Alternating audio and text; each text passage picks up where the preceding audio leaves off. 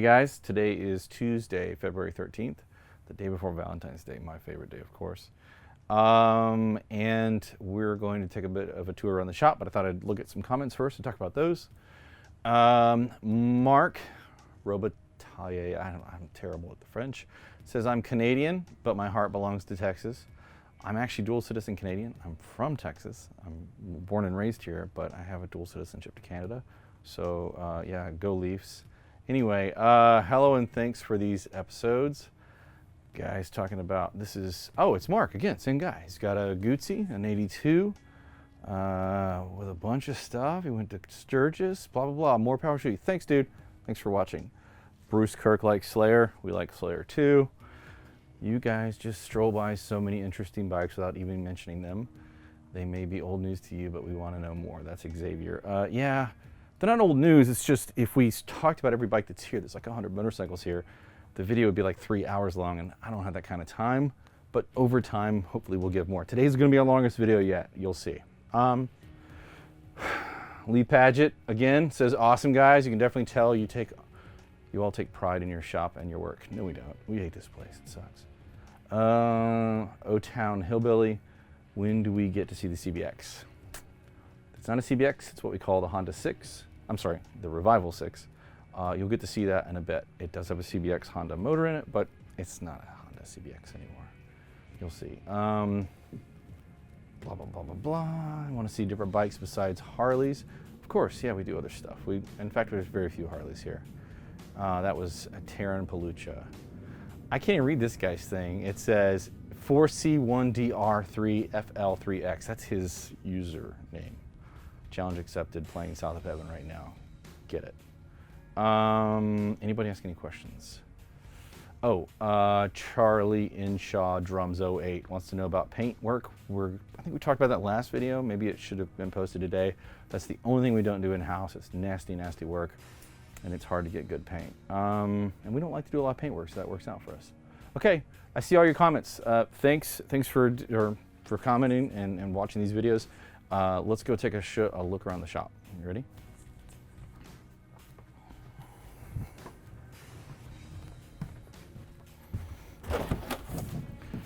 There's Britt. Britt's working on Handbuilt Show stuff. All right, let's go talk to Chris Davis about the Raptor progress. I think we're ready for, I think it's done. All right. Hi, Chris. Hi. How are you? I'm good. So, it's buttoned up? Yeah, just finished up the Ford Raptor. I got the Whipple Stage 1 kit, which includes the high flow air filter, larger cold capacity. Cold air-ish. Yeah, coldish air. It sucks in from here. Oh, okay, yeah. I get you. It's cold airish. Uh-huh. Larger capacity intercooler, and the most important part is the PCM reflash. So in other words, the fuel computer has been reprogrammed. Yep. I'm gonna pull the protective film off of this sweet. It is a brand new truck. Okay, well, so let's go take it for a test drive and see how it performs. You've already reprogrammed it and everything. It's good to go. Good to go. I think we should jump in and go for a ride. Let's do it. Can I drive? Yes. All right, you got to read the computer.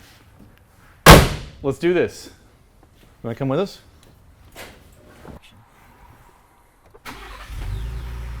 It started, and it has a pretty animation that says, built tough. It's a good start. Ford tough. So, should I leave? I'm going to turn the traction control off. And it says traction control off. I can already hear a difference. Sounds good for a V6. We got boost. There's a cop. There's a cop. There's their first cop of the day. These are not the droids you're looking for, Mr. Officer. All right.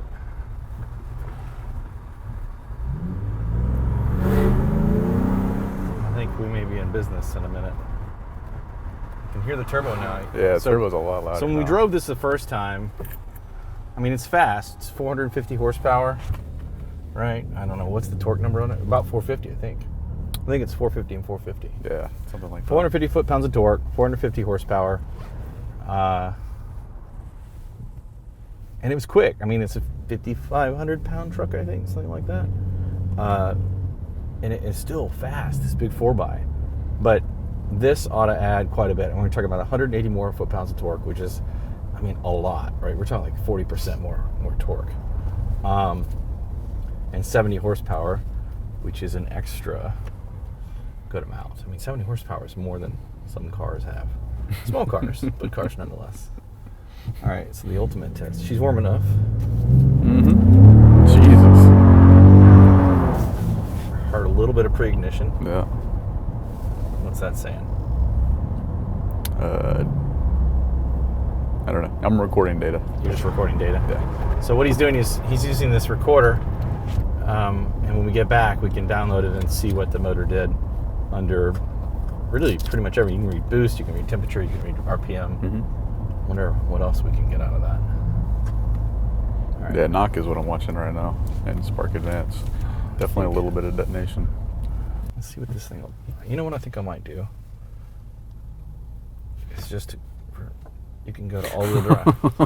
So now we've got plenty of torque, or plenty of traction. Plenty of traction on four-wheel all drive. Don't break it. Oh yeah, it torques up. It ought to launch pretty well. We are not on public roads. Good news is we set up this, closed the streets so that we could do this test. Jesus. Oh yeah.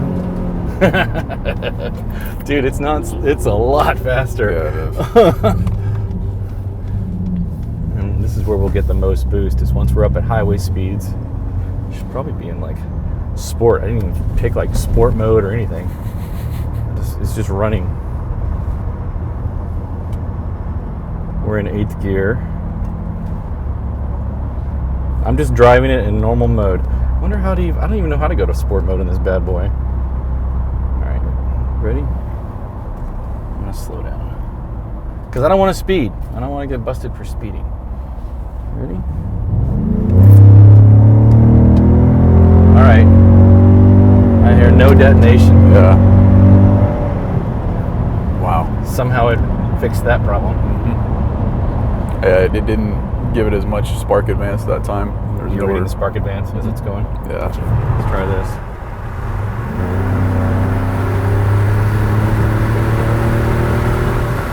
Yeah. The turbo's a lot louder now, too. Huh? The turbo's a lot louder You than can it was actually hear before. the turbo now, yeah. I'm going to get off the public road so that we aren't breaking the law. I don't like breaking the law. Well, I mean, I do. I just don't like doing it on camera. You know what's an even better idea? Sorry. Run it over that guy. I'm not going to run you over. I was going to say the parking garage. Oh, yeah. Because you'll be able to hear the turbo. So we'll see if we can get kicked out of this parking garage. I'm not going to go fast. I'm just going to hit it. This cold air is good for the Yeah, it is. turbos. All right, you ready? All right, let's do a little test. Loosen it up a little bit. That's the right amount of rumble. Yeah. Sounds really good. It's stock exhaust, too. Totally stock exhaust. Totally stock exhaust. But you can hear a lot more intake noise now Mm-hmm. because of that cold air intake. Let's get out of here before we get in trouble with the police.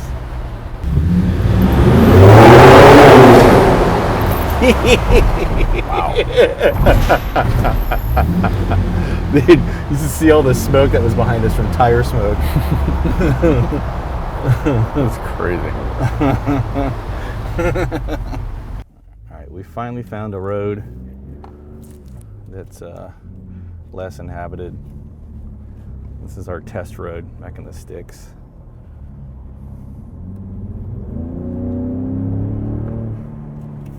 This is better.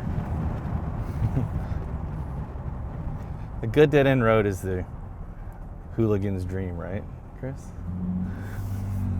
Everybody likes a good dead-end road. All right, let's see here. I'm gonna torque it up. Actually, let's go to all-wheel drive and do a launch.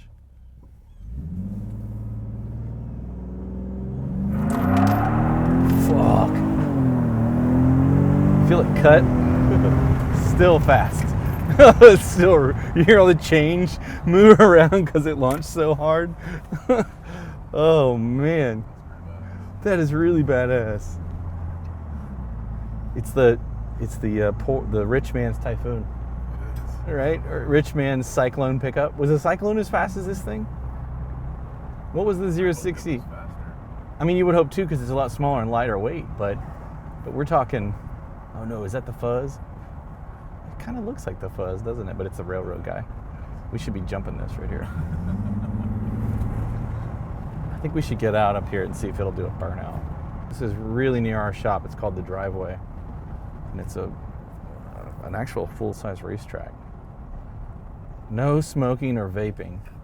We're about to smoke the tires down. I hope that didn't piss anybody off. All right. They're testing something out there. Let's go do a burnout. I'm Alan Stolberg. This is Revival Cycles, and this is the Ford Raptor Upgrade.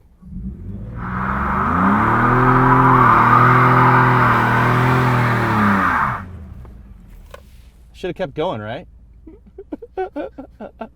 For the record, the guy that owns this truck said it was perfectly fine to dog the crap out of his truck and do burnouts. He's getting new tires tomorrow, which is something you should never say to me.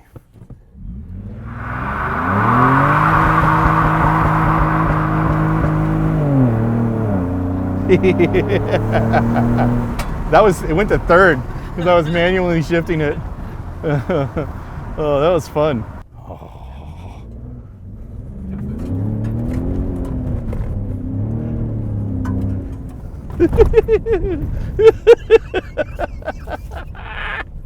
I need one of these, dude. That was great.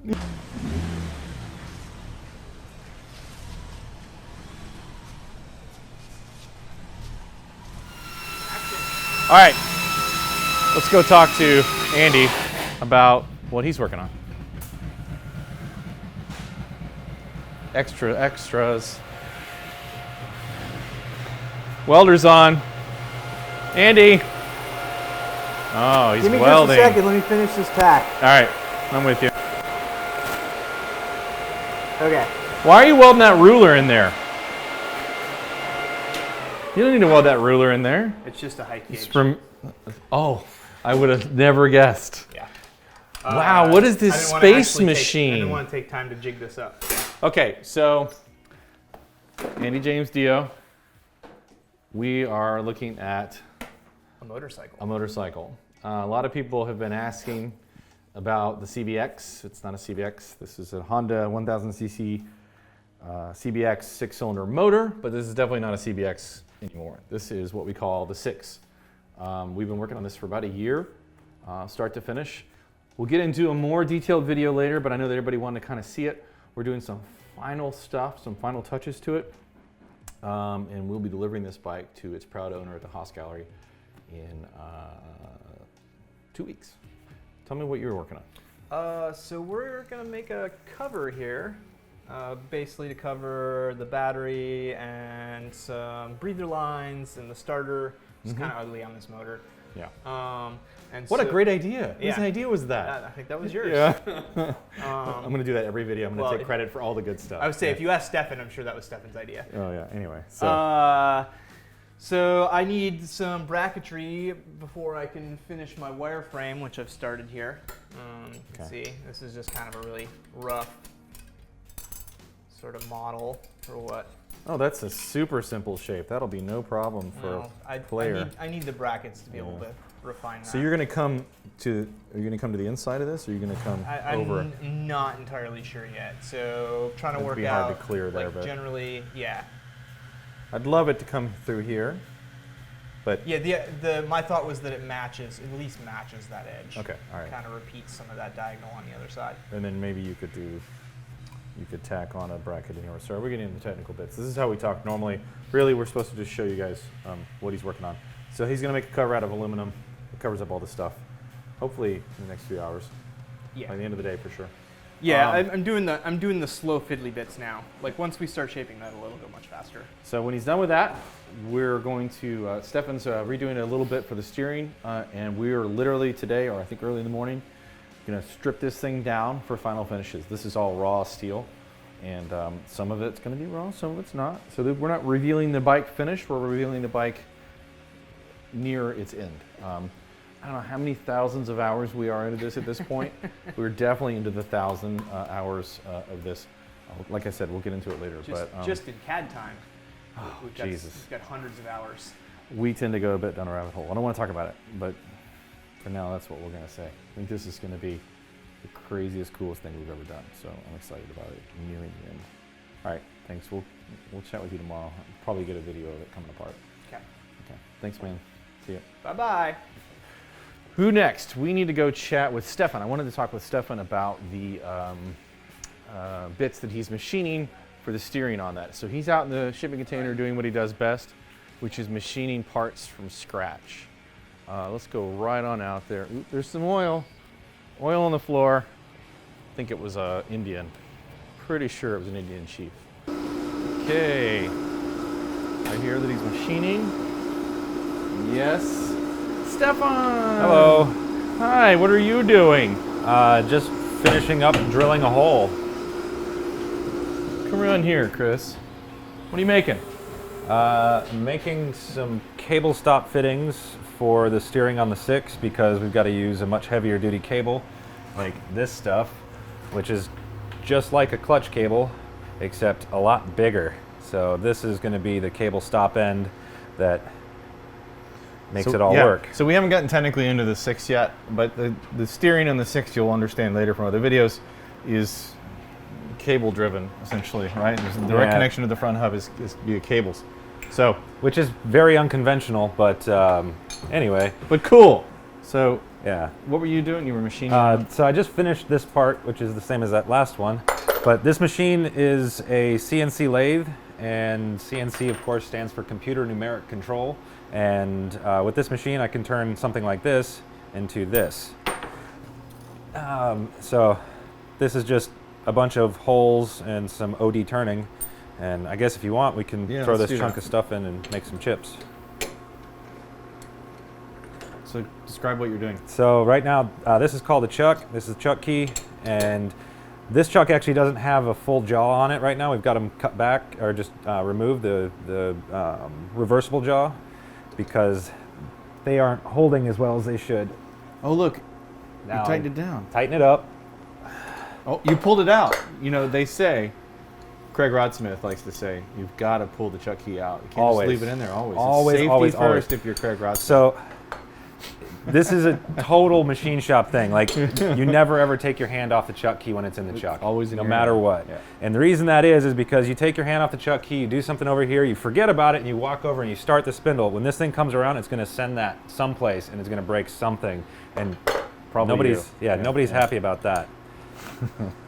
Have you seen that video with Craig Rodsmith? No. No, someone caught him leaving the chuck key in the lathe and called him out on it. So he found every chuck key he could and put it in every hole he could into his lathe and just leaves it there in his videos. It's really funny. All right, so that was actually one of the more interesting parts of this specific lathe. Go ahead, yeah. Normally a lathe has big crank wheels out here, and you might have seen the one in the back of the shop in Andy's area, but this one doesn't have that. We've got this little wheel, which is just electronic, and so I can select which axis we want to use just by flipping the few switches. And then if I need to move fast, I can use the main control board. So basically what a lathe will do is it spins the part, and then your cutter is fixed. So you can get in and actually take a look at what this chip is doing. Now the first thing I'm going to do is touch off on the face of this just to kind of figure out where I am. So creep up real slow until I see a chip. There it is. Back up. And now I'm going to actually move into the cut by about 40 thousandths or 1 millimeter, and then slowly move the cutter into the part across the face to just true up that rough cut edge. And you can see it just keeps shaving off a little bit at a time. So this will make that front edge perfectly square to the part, and I'll also have a reference for where this part begins. And almost through the center. You always want to pass through the very center by 30-40 thousandths because there's a tip radius on that cutter, and you need to clear all the way through the part. So that's one type of cut that this machine can do. The next one is so that was a facing cut. This will be a turning cut, and now what I'll do is just plunge the cutter into the part, and we can make it a smaller diameter. So right now I'm just doing everything with manual controls, so just feeding with the hand wheel. But because this is a CNC, I could actually program precisely how many thousandths it should move into the part per revolution of the chuck. So you can get a lot of control over what you're doing.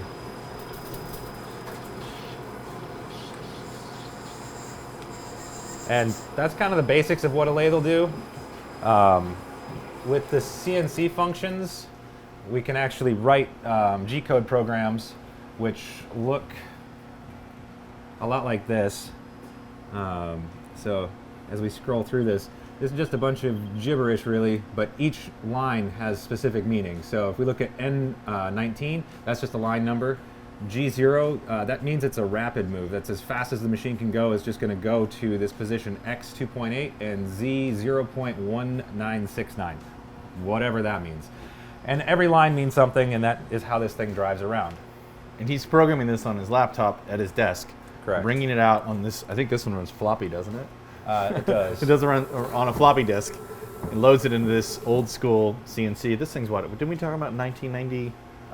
So the casting is an Ikigai A20, which would I think have been made in around the 70s, something like that. But the controller and the computer yeah. part, yeah. I've already told them this is a retrofitted machine. So. Right. The brains of this is a retrofit Centroid controller, which is actually a pretty nice control unit, although not cheap. It does mean it's got servo controls, which is great. It doesn't have the issues with like a stepper motor control where the stepper motors can actually lose index. The servos actually feed back to say, yes, I did make that revolution. I did make it to that position.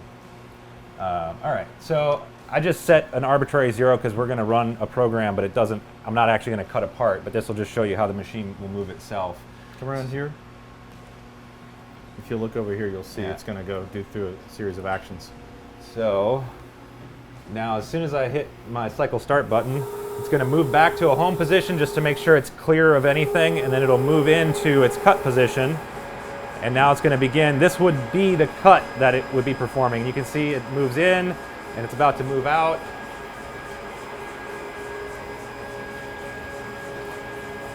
And so of course none of us are doing anything right now. It's just doing all this stuff on its own. It's always fun to get the robots to do your work for you. If there was actually something he was cutting right now. What's Yeah. this program for? Do you remember? It's programmed for an end cap on a swing arm pivot, but I don't have that material. I'm not doing that job. The one I'm doing right now is just an easier manual job.